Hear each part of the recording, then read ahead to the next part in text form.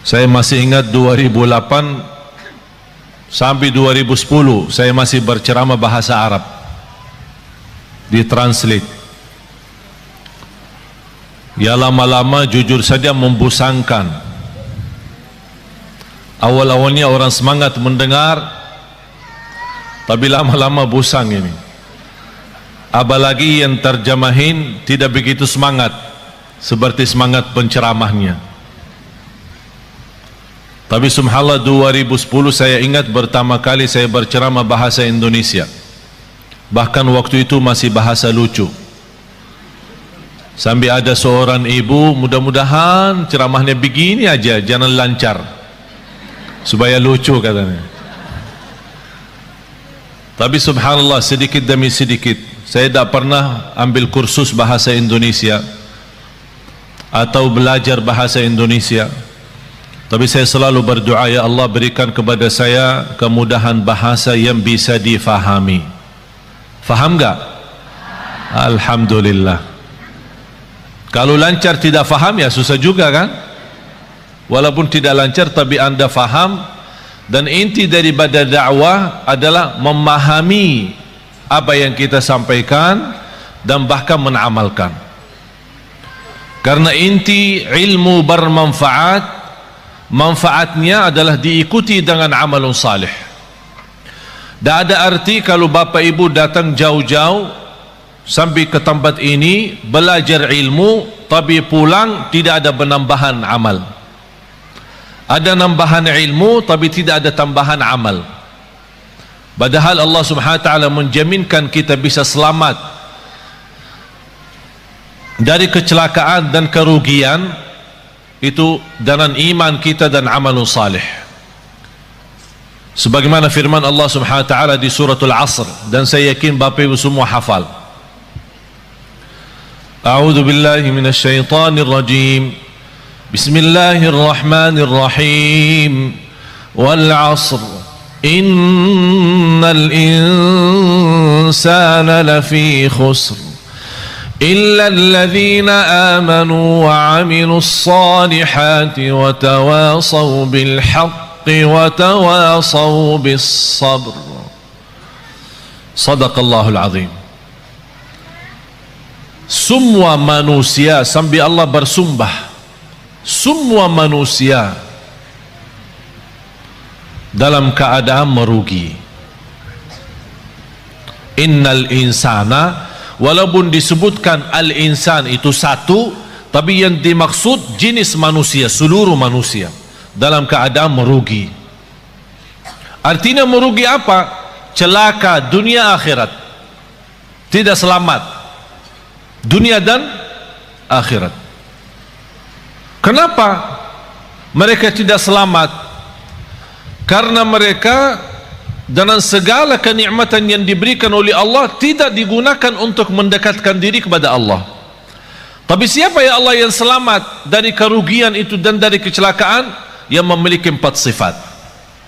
Illa alladhina amanu. Bisa terjamin tambahan iman dengan tambahan ilmu. Semakin tinggi ilmu kita, semakin kuat iman kita. Kenapa sekarang umat Islam zaman ini lemahnya iman?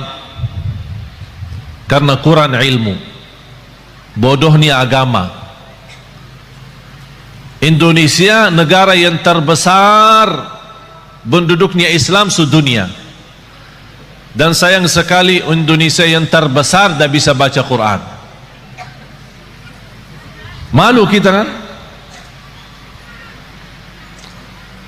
Dan saya bangga ketika saya melihat berkembangan hafalan Al-Quran, apalagi anak-anak kita yang memberi insyaAllah tanda baik Indonesia ke depan, insyaAllah lebih baik.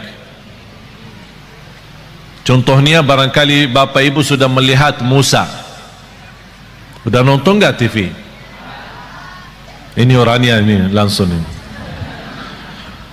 Musa belum usia 6 tahun sudah hafal 30 juz. Sudah hafal, bukan khatam ya. Soalnya bahasa Jawa hafal sama khatam beda. Saya pertama kali datang ke Jawa, saya dengar orang mengenalkan anaknya, "Oh, anak saya sudah khatam." Wih Allah, saya senang, subhanallah. umurnya segini sudah khatam. Masya Allah, 30 juz ya. Oh ya, kayaknya Ustaz salah faham ya, bukan hafal, khatam. Iman khatam beda ya? Beda di sini. Katanya kalau khatam seumur hidup satu kali udah luar biasa. Fantas ada acara keselamatan. Kalau kita di Madinah bilang khatam berarti sudah hafal, sudah tamat dan boleh jadi imam. Dan budaya itu mohon dirubah. Kok bangga karena seumur hidup satu kali khatam? Na'udzubillahi min zalik. Paling malas, kata ulama, itu paling malas bagi umat Islam itu sudah tidak ada kemauan khatam Al-Quran. Paling malas kalau sudah 40 hari lewat dia tidak khatam Al-Quran, dianggap orang itu imannya tidak sempurna. Coba bayangkan, kita bertahun-tahun anak kita tidak bosan main game. Bahkan kita sebagai orang tua berkenan membebaskan anak kita, punya iPad, punya HP, punya PlayStation, PS, semua sudah disediakan. Habis mereka waktunya untuk main saja. Habis sudah mereka sudah usia, sudah semakin besar, baru datang bapa dan ibu, tolong Syekh, apa? Doakan Syekh. Oh kenapa? Anak saya susah salat. Mana anakmu umur berapa? Sudah 30 tahun Syekh. Ya karena kita sudah biasakan mereka sejak kecil tidak memberikan perhatian kepada salatnya, tidak memberikan perhatian kepada Qur'annya. Jangan harap anak itu bisa tumbuh dalam kesalihannya. Punya kewajiban orang tua, punya kewajiban yang begitu berat. Saya tidak minta harus anda membina anaknya sampai harus hafal 30 juz, tapi harus komitmen, harus disiplin. Setiap hari kita berduduk sama anak kita walaupun satu ayat, supaya dia tertanam mencintai Al-Quran dan mencintai masjid. Kita hanya hafal. Berintahkan anakmu 7 tahun, berintahkan anakmu salat. Kalau sudah 10 tahun tidak mau salat, mukullah dia supaya bisa salat. Semestinya sebelum kita berintahkan, ini berintah kalau sudah 7 tahun. Maksudnya Rasul apa? Sebelum memerintahkan, biasakan dia dulu supaya terbiasa. Artinya apa? Sejak dia kecil, masih di bawah 7 tahun, kita boleh membiasakan dia untuk bisa salat, untuk bisa membaca Al-Quran. Sampai kalau sudah 7 tahun, kita tidak punya, sebelumnya tidak punya kewajiban untuk memaksa atau memerintahkan. Tapi kalau sudah 7 tahun, baru mulai tugas baru adalah memerintahkan. Tapi supaya perintah itu bisa diterima dengan baik dan senang, kalau sebelumnya sudah membiasakan dia cinta Al-Quran dan cinta masjid, baru akan ringan menerima perintah dari orang tua. Anak salat, ya salat. Sekarang apa yang kita lihat? Apalagi kalau kita perhatiin masjid-masjid, yang paling ramai di masjid itu sudah bapak-bapak, sudah tua, mengharapkan husnul khatimah. Langkah-langkahnya aja susah, berjalan pelan-pelan aja ke masjid. Ditanya, Pak, anaknya mana? Oh, dia di rumah lagi tidur. Tapi coba bayangkan kalau jam sekolah, Pak, anaknya di mana? Oh, lagi sekolah. Karena kita membiasakan kalau bangunin dia subuh, ketika salat subuh tidak begitu kita menaturkan dan komitmen supaya dia bisa menjaga salat subuh, apalagi di masjid. Ayo nak, bangun nak, sudah azan nak. Ya, kedinginan, nantuk. Oh nantuk ya, ya udahlah. Malah ditutupin selimutnya lagi. Pas jam sekolah jam 7, bangunin lagi. Ayo nak, bangun. Masih nantuk. bangun sekolah. Wih, marah sekali. Upah sekolahnya marah. Kalau benar-benar kita cinta dan sayang anak kita, ingat firman Allah Subhanahu wa taala, ya ayyuhalladzina amanu qu anfusakum wa ahlikum nara.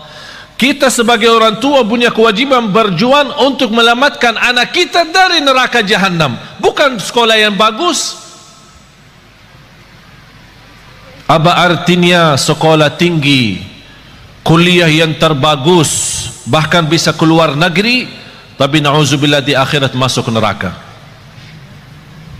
Apa itu berjuangan? Illa alladzina amanu, mendasarkan iman. Dan semakin ilmu kita baik, semakin banyak mengenal Allah, semakin banyak mendalami Asmaul Husna, semakin banyak memahami Asmaul Husna, semakin tahu keagungan Allah Subhanahu wa taala, kita semakin mendekatkan diri kepada Allah dan semakin nikmat. Karena posisi iman naik turun. Bagaimana supaya naik terus? Ilmu yang bermanfaat. Pertama, ilmu yang sangat dianjurkan adalah ma'rifatullah. Kita lebih mengenal Allah Subhanahu wa taala. Habis iman, amalun salih.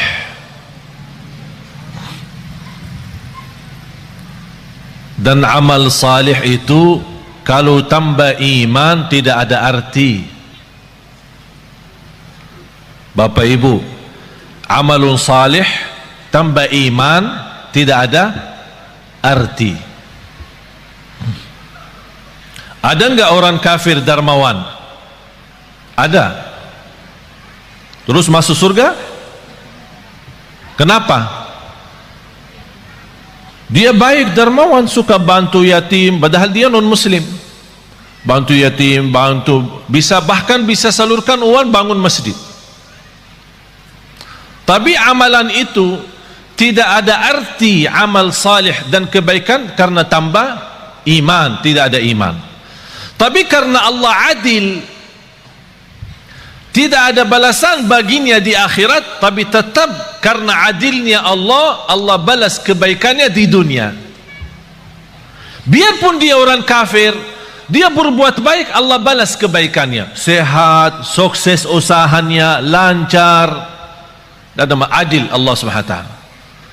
Tapi bagi orang beriman, Allah berikan 2 kali, di dunia dan di akhirat. Itulah kelebihannya iman.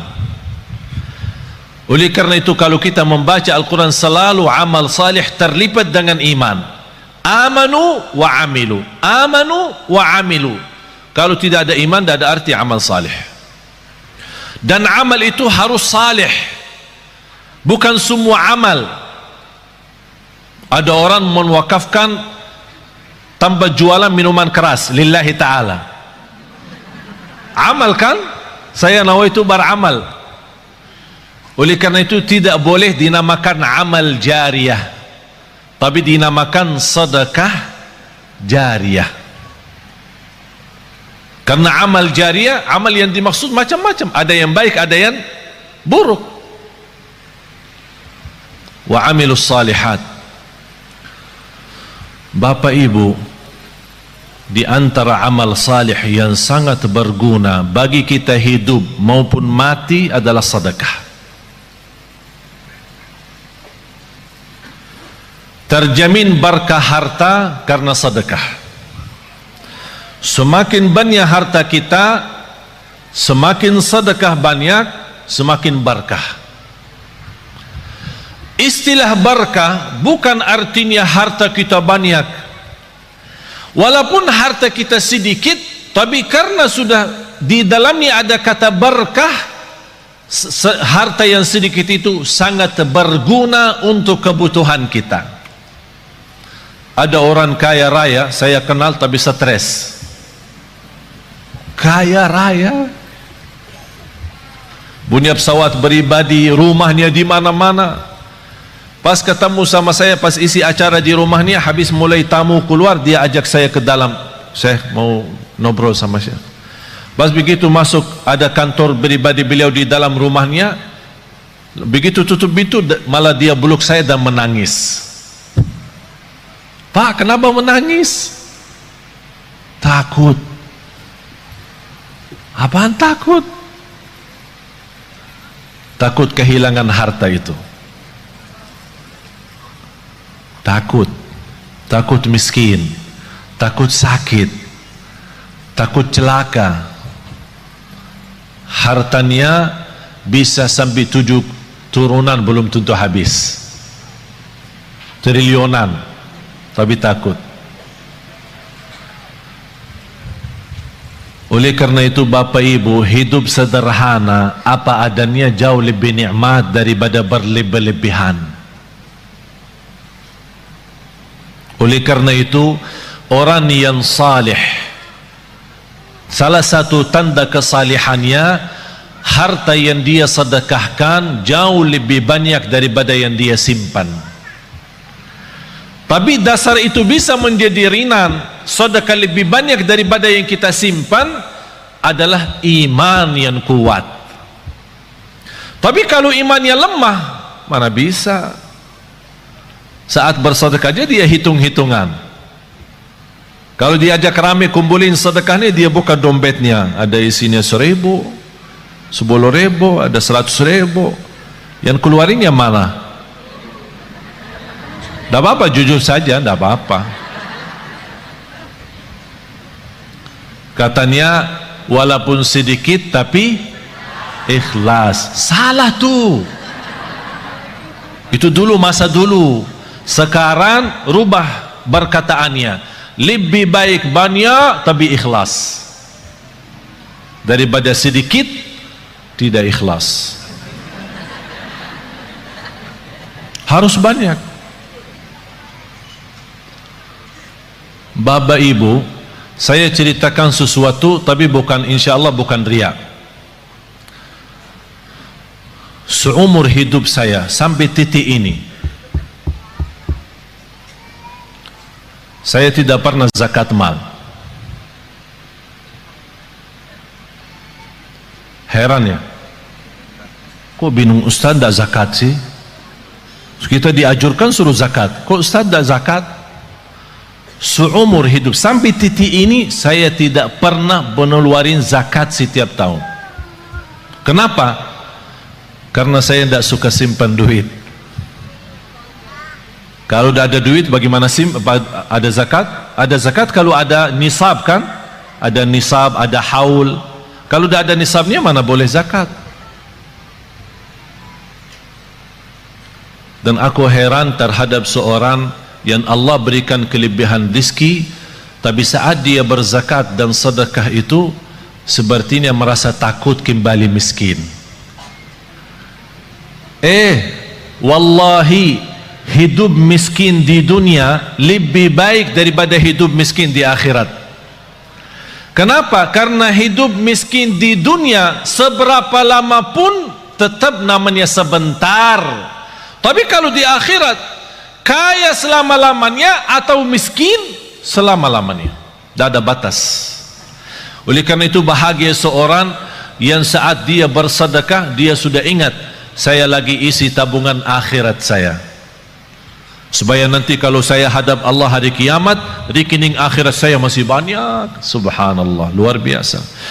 Oleh karena itu sedekah termasuk salah satu amalan yang sangat berguna bagi orang yang hidup maupun mati. Sampai ada sahabat, ya Rasulullah, ibu saya meninggal, apa yang harus saya bisa berikan kepada ibu yang berguna, padahal ibu saya sudah meninggal? Kata Rasulullah, bersedekah. Bahkan Bapak Ibu tolong simpan surah Al-Munafiqun, surah 63 ayat 10. Surah 63, tolong simpan ya, ingat ya, jangan lupa. Surah 63 ayat 10. Allah jelaskan di ayat itu apa keinginan orang yang sudah mati. Apa keinginan orang yang sudah mati, sudah masuk kubur, sudah lihat mungkar nakir, sudah dibertanyakan Rabbuka, Madinuka, Man Nabiyuka, dan sudah melihat gelapnya kubur, sudah melihat sempitnya kubur, tidak ada siapa-siapa yang membantu, hanya satu dia mohon kepada Allah. وَأَنْفِقُوا مِمَّا رَزَقْنَاكُمْ مِنْ قَبْلِ أَنْ يَأْتِيَ أَحَدَكُمُ الْمَوْتُ فيقول رب لولا أخرتني إلى أجل قريب فأصدق وأكن من الصالحين. Ketika manusia menghadapi kematian dan bisa menyebutkan keinginannya dan cita-citanya, ya Allah, tundalah kematianku, ya Allah, kembalikanlah aku dari kubur supaya aku bisa bersedekah kembali. Bukan bisa salat malam, bukan bisa baca Quran, bukan bisa puasa Isnin Kamis, bukan bisa berbakti baik sama orang tua, bukan supaya saya bisa haji umrah, bukan saya bisa nikmati Ramadan. Semua itu baik, tapi satu yang dia sebutkan, supaya saya bisa bersedekah kembali. Kenapa? Ulama menjelaskan, kenapa orang yang menghadapi kematian dan masuk kubur ingin kembali ke dunia untuk hanya bisa bersedekah lagi? Karena dia sudah lihat begitu dahsyat pahala sedekah yang telah dia berikan. Oleh karena itu dia mengharap, ya Allah, kalau memang begini, tolong kembali lagi ke dunia, tundalah kematianku supaya harta yang saya masih simpan bisa saya habiskan di jalanmu. Allahu Akbar. Sedekah itu luar biasa. Bahkan saking indahnya sedekah itu, Allah berikan satu pintu khusus namanya babus sedekah di surga. Jadi ada orang punya kelebihan apa? Ini ada babus sedekah masuk. Seperti Sayyidina Uthman ibn Affan yang terkaya. Tahu enggak Bapak Ibu, ada satu cerita barangkali Bapak Ibu pertama kali mendengar. Sampai sekarang jarak kita antara kita sama Sayyidina Uthman 1400 tahun. Sampai sekarang ada satu rekening di bank di kota Madinah atas nama Uthman ibn Affan radhiyallahu anhu. Sampai sekarang. Itu apa? Beliau kan orangnya dermawan, suka bersedekah. Di antara sedekahnya dia menwakafkan sumur air yang dimiliki oleh orang Yahudi. Orang Yahudi ketika di zaman Rasul, orang Muslim mau minum, dia jual mahal. Jadi orang yang mampu bisa beli, orang yang tidak mampu tidak bisa. Kata Sayyidina Uthman begini, satu hari saya bayar untuk umat Islam. Jangan tolak orang, biar apapun, seberapapun diambil, biarkan saja. Dan satu hari untuk kamu. Jadi kontrak, satu hari buat saya, satu hari buat kamu. Tapi apa yang terjadi? Di hari giliran Sayyidina Uthman, orang Yahudi suka mensusahkan orang Islam untuk menambil air. Beralasan air hari ini kurang, air hari ini tidak lancar, air hari sumurnya tidak begitu penuh. Banyak macam alasan membuat orang merasa kesusahan. Dapat berita oleh Sayyidina Uthman ibn Affan radhiyallahu an, langsung datang ke orang Yahudi, saya tawarkan, saya mau beli sumur itu. Orang Yahudi cintaannya harta. Dia berkata, kalau berani ya saya bayar, saya jual mahal banget. Tapi karena Sayyidina Uthman radhiyallahu anhu tidak pernah menghitung-hitungan kalau saat di jalan Allah, berapapun harta, berapapun biayanya, saya yang beli. Begitu sudah jadi membeli sumur air itu, kata Sayyidina Uthman, ya Rabbi, saksikan sumur ini wakaf lillahi ta'ala sampai hari kiamat. Sampai titik ini penghasilan Sumur air sama kubun, ada satu kubun namanya kubun Sayyidina Uthman, dibeli sama, karena bukan hanya sumurnya, dibeli kubunnya, kubun kurma. Semua penjualan hasil kurma daripada airnya di mana-mana pun masuk ke rekening Sayyidina Uthman. Sampai dia meninggal dunia masih ada bergilar hartanya, terus berjalan. Subhanallah. Bapak Ibu, sedekah itu luar biasa. Terjamin husnul khatimah dengan sedekah. Wallahi, tidak ada orang yang istiqamah dan cinta sedekah pasti dapat husnul khatimah. Selamat dari kecelakaan, selamat dari kematian buruk. Kalau kita bilang kecelakaan termasuk kebakaran, bahkan disebut dalam hadis selamat dari kematian mendadak. Karena salah satu ciri hari kiamat, akhir zaman, banyak meninggal dunia mendadak. Pas naik mobil meninggal, pas lagi makan meninggal, mendadak namanya. Supaya selamat dari mendadak, jangan sampai kita mati dalam keadaan buruk maupun mendadak, jagalah sedekah. Allah lindungi dari kematian mendadak, dari kematian buruk, dari kematian kecelakaan. Bahkan sedekah itu menjaminkan ridha Allah. Sedekah itu membadamkan kemurkaan Allah. Kalau Allah lagi murka sama kita, Allah marah sama kita, supaya Allah angkat kemarahannya lewat apa? Bukan haji, umrah, puasa, tidak ada, sedekah. Terjamin terhapus dosa kita lewati sedekah. Semua yang saya sebutkan ada lebih daripada 100 manfaat daripada sedekah. 100 manfaat. Bahkan sedekah itu bisa menjadi berkah bagi keturunan kita. Siapa yang ingin punya anak salih salihah, jagalah sedekah. Siapa yang ingin berbakti baik sama orang tua, walaupun orang tua sudah meninggal dunia, lewati sedekah. Oleh karena itu Bapak Ibu, setiap anda bersedekah dimanapun, tolong jangan lupa nawaitu untuk orang tua. Bahkan ada satu riwayat diceritakan ketika orang tua meninggal dunia, mereka dalam keadaan susah, dihantarkan oleh malaikat membawa cahaya kepada mereka. Begitu mereka melihat munculnya cahaya dari jauh, mereka membuka matanya dan memperhatikan, itu dari mana cahaya itu? Cahaya yang menenangkan. Malaikat menjawab, ini cahaya sedekah anakmu. Subhanallah. Bahkan sedekah termasuk salah satu amalan yang melindungi kita dari siksa kubur. Semua kita akan sama-sama masuk siksa kubur. Semua akan masuk kubur. Rumah kita yang baru, tahu nggak rumah yang baru? Belum ya? Belum pernah ke sana ya? Belum. Biasa kalau kita mau beli rumah, kita biasa survei kan? Survei, senang beli, tidak senang cari yang lain kan? Kuburnya rumah kita yang baru. Sudah disurvei belum? Survei.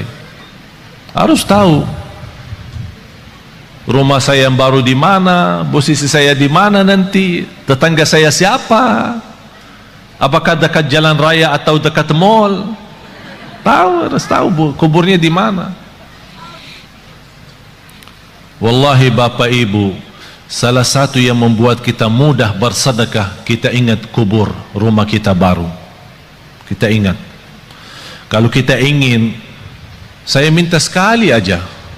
Biasanya kalau di Indonesia malam minggu libur, jadi orang-orang mengajak keluarga senang-senang, makan malam di mana gitu, berhiburan. Kalau di Surabaya kemana? Biasanya malam minggu ya? Ke mall ya? Ya udah sekali-kali malam minggu di kubur, ajak. Apalagi kubur di Indonesia sudah gelap. Gelap alami ya, bukan masuk ke dalam, di luar aja sudah gelap. Jadi enak, suasana enak. Duduk aja, tidak usah panjang lebar, duduk aja. Duduk. Apalagi kalau di samping kubur lagi terbuka, wow, luar biasa tuh. Biar bisa pandangannya enak. Subhanallah. Masa ini rumah saya ukurannya berapa sih? Ya boleh sekarang ketawa, boleh ketawa, tapi Allah saja yang maha tahu bagaimana keadaan kita nanti di dunia kubur. Oleh karena itu jamaah sekalian, wallahi hidup ini serius, hidup ini sangat serius. Sudah habis waktunya bercanda, habis waktunya berketawa, habis waktunya untuk dunia saja. Dan banyak ciri-ciri, semakin banyak ciri hari kiamat, itu memberikan tanda hari kiamat semakin dekat. Bahkan yang lebih dekat adalah kematian. Tidak ada yang bisa jamin berapa sisa umur kita. Sekarang kalau saya bertanya, yakin hidup atau yakin mati? Bukan yakin hidup, yakin mati daripada yakin hidup. Kenapa? Karena tidak ada yang bisa jamin hidup sampai besok. Tapi bagi orang yang bersedekah, kapanpun dijemput kematian, dia siap. Dan saya minta bukan sedekah yang biasa-biasa, tapi sedekah yang luar biasa. Jangan kita sedekah biasa tapi minta, ya Allah berikan rezeki yang luar biasa. Harus kita juga adil, harus kita adil. Allah akan berikan yang luar biasa kalau kita juga bersedekah yang luar biasa. Wallahi Bapak Ibu, yang namanya harta bukan yang kita simpan, tapi yang harta sesungguhnya adalah yang kita memberi. Itulah yang namanya harta kita. Tapi yang harta kita simpan, wallahi bukan harta kita. Karena besok meninggal dunia dinikmati oleh ahli waris. Bahkan bisa ahli waris salah guna, dan dosanya kita tanggung. Saya punya teman, keluarganya hampir 7 tahun bersaudara, pecah kakak adik, tidak bersalaman, tidak bersilaturahim, tidak, ini sebab harta. Teman saya di Mahkamah Agung menceritakan ada keluarga 20 tahun mondar-mandir ke mahkamah, urusan harta belum selesai, 20-an tahun. Harta menyakitkan, harta memecahkan. Apa guna harta kalau seperti itu? Na'udzubillah. Harta yang berguna, yang membuat kita senang, yang membuat kita bahagia, itulah yang namanya harta nikmat. Oleh karena itu kata Rasulullah, sebaik-baik harta di tangan hamba yang salih. Sebaik-baik harta di tangan hamba yang salih. Kenapa di tangan hamba yang salih? Karena hamba yang salih tidak pernah salah guna harta itu. Bahkan dia menjadikan harta jembatan menuju ridha Allah, menuju surga Allah. Jangan anda berkata, saya tidak bisa berikan apa-apa. Dan saya tidak minta Bapak Ibu sekarang sebelum anda pulang udah kosongkan rekening semua, blokir, habiskan, transfer semua isi rekeningnya kepada Yayasan Nurul Hayat. Saya tidak minta anda sekarang buka tasnya, habiskan semua yang ada isinya. Tapi lepas ini, aduh, gara-gara Syekh jadi begini. Karena kita belum memiliki iman seperti Abu Bakar As-Siddiq. Abu Bakar As-Siddiq datang Sayyidina Umar ketika Rasul mau hijrah. Sayyidina Umar datang membawa separuh harta. Sayyidina Umar waktu itu cukup kaya, separuh. Jadi kalau punya 2 rumah, ikhlas 1 rumah. Kalau punya 2 mobil, ikhlas 1. Kalau punya 2 istri, ikhlas 1. Subhanallah, luar biasa. Separuh harta dia ikhlaskan. Sampai Sayyidina Umar merasa dirinya sudah begitu luar biasa berbuatan kebaikan. Barangkali tidak ada yang terbayang, siapa yang mau kurbani separuh harta? Kalau kita tabungan akhirat, tabungan rekening kita 100 juta, berani nggak 50 juta? Ya berpikir dulu, katanya. Berpikir dulu. Kalau mau masuk surga, Bu, kalau mau masuk surga mau bertanya suami dulu ya. Mau bertanya suami dulu ya. Banyak yang salah mengerti soal nafkah. Ada kewajiban nafkah dari bapa kepada istri. Ada namanya nafkah uang belanja, uang belanja rumah. Jadi apapun yang di kebutuhan rumah diserahkan bapa kepada ibu, belanja sayur, belanja makanan, pokoknya semua kebutuhan rumah.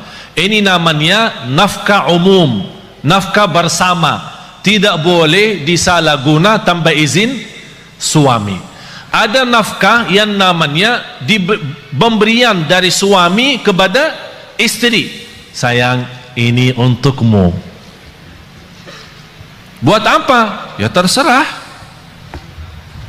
Ada orang ibu, suami saya suka kasih saya untuk pribadi setiap bulan misal 3 juta atau 2 juta. Tapi kadang-kadang saya bingung, kalau bersedekah apakah minta izin suami? Enggak.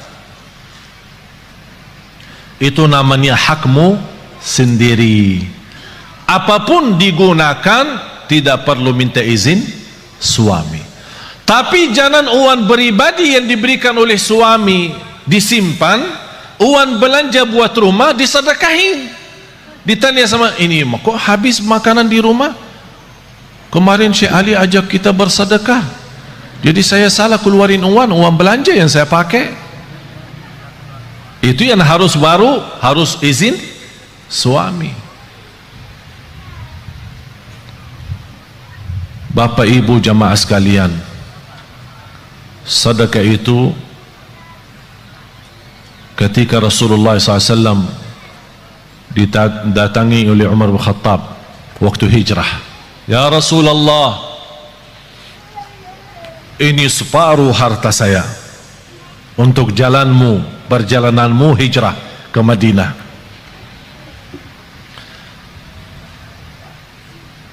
Rasulullah bertanya, apa yang kamu sisakan untuk keluargamu? Alhamdulillah masih tersisa separuh.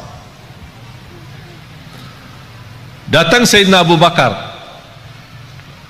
dilihat sama Sayyidina Umar, berapa sih mau diberi sama Abu Bakar? Aku aja sudah separuh. Tidak terbayang apa yang akan diberi oleh Sayyidina Abu Bakar.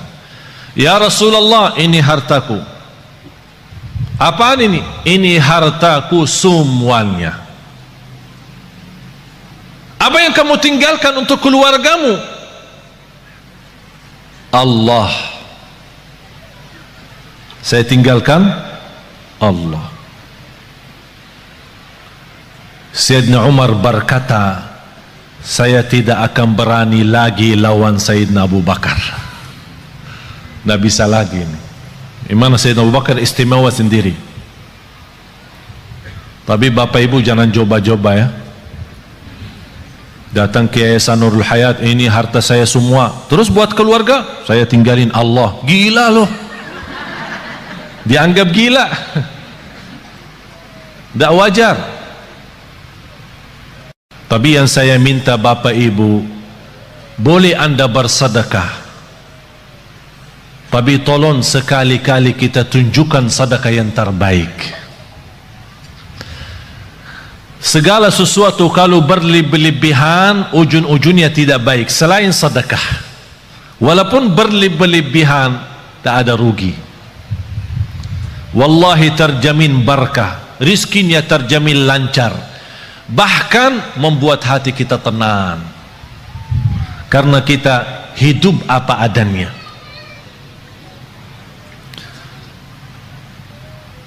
Ada satu amalan yang saya harap bapak ibu bisa amalkan. Dan sebenarnya saya selama di Indonesia, saya melihat gerakan zakat di Indonesia cukup luar biasa. Tapi kenapa semakin banyak zakat mal, tapi semakin bertambah kemiskinan? Padahal kalau kita lihat susunan rukun Islam, mulai syahadat, salat, zakat, puasa dan haji, terletak zakat di situ sebagai salah satu rukun Islam karena ujungnya untuk meningkatkan ekonomi umat. Tapi karena kita salah gunakan zakat, salah membagi zakat, menjadi akhirnya yang menerima zakat tetap menjadi tukang minta. Seperti beberapa waktu lalu di bulan puasa terjadi di Surabaya, membagi zakat 5.000. Sampai di kampung itu gesa-gesa orang, ada yang terinjak, ada yang terluka karena katanya zakat beroran 5.000. Ada di satu daerah 20.000. Ini bukan namanya zakat, dan bukan begitu ajaran Islam untuk menjalankan zakat. Saya pernah diajak sama orang kaya kepada salah satu pesantren. Dia bawa uang banyak. Bayanan saya, dia musarahkan kepada pesantren untuk kebinaan. Pas begitu sampai di sana, dia minta anak-anak santri dikumpulkan. Semuanya antri satu persatu dan dia kasih mereka 50 beroran. Habis itu dia minta sama, ya Syekh tolong ikut bantu bagi. Tidak mau saya bagi, karena bapak itu salah menjalankan zakat seperti ini. Zakat itu lebih baik kita membina seorang, 2 orang, 3 orang, tapi bina total. Sejak dia kecil sampai besar, dia anak yatim sampai dia tamat sekolah, bahkan kuliah, sampai dia bisa mandiri sendiri. Itulah namanya zakat yang bisa membuat orang lain bisa hidup mandiri, bahkan besok dia bisa memberi zakat daripada menerima zakat lagi. Kalau kita kenal keluarga miskin, kita bisa memberikan modal bisnis dengan kontrol. Kita buat program dan kita tetap kontrol mereka supaya tidak salah guna modal itu. Insya Allah yang pertama menerima modal dari zakat, besok dia sukses dan maju usahanya, dia akan memberikan zakat. Sampai datang satu waktu seperti Sayyidina Umar ibn Abdul Aziz, orang bawa zakat, wahai Amirul Mukminin, kami punya uang zakat tapi tak ada yang terima. Ternyata karena semua penduduk di zaman Umar bin Abdul Aziz adalah memberi zakat, tak ada yang menerima lagi. Kenapa? Karena zakat saat itu betul-betul untuk membina, bukan hanya sebatas bagi. Oleh karena itu saya harap termasuk Yayasan Nurul Hayat tolong difikirkan bagaimana cara orang-orang yang kita lihat dia baik, salih, salihah, tapi dibutuhkan pimpinan, dibina mereka supaya mereka bisa berusaha sendiri, berbisnis sendiri, apapun yang mereka mampu, apa itu dalam jahitannya, apakah itu dalam masakan makanan, apa itu, apa saja kemampuan mereka, kita bisa support mereka dengan modal zakat. Nanti dari situ awal-awalnya bisa 1 tahun 2 tahun dia tetap menerima, tapi besoknya insya Allah terjamin dia akan memberi. Akhirnya lama-lama semakin sedikit berkurang menerima, semakin banyak bertambah memberi. Akhirnya di situ tambah kekayaan umat dan terlihat ekonomi umat Islam semakin membaik. Itulah inti daripada zakat. Oleh karena itu jamaah sekalian, kalau anda punya uang untuk zakat, jangan dipecahkan. Misal zakat mal 5 juta, jangan kasih anak yatim 50. Bina 1 anak yatim, bina 2 anak yatim, dan dibantu insyaAllah sama Yayasan Nurul Hayat. Kira-kira dibutuhkan pembiayaan bertahun, sekolahannya, kesehatannya, pakaiannya, semua segala, belajarannya, pendidikannya. Apa yang dibutuhkan seorang anak di usia gini sampai 1 tahun, dihitungkan kira-kira biayanya berapa. Alhamdulillah terhitung kira-kira dalam 1 tahun 3 juta. Berarti uang zakat kita 6 juta bisa membina 2 orang. Akhirnya mereka ini sudah dicukupi dengan segala sesuatu, tidak butuh apa-apa, sampai dia besar mandiri, tidak menjadi tukang minta. Tapi kalau kita beri 50, 20, dia merasa tidak cukup untuk hidupnya, akhirnya dia terpaksa lari meminta sama orang lain untuk menutupi kebutuhannya. Itulah tersebar anak-anak kita selalu menjadi tukang minta, bukan menjadi berguna bagi negeri ini.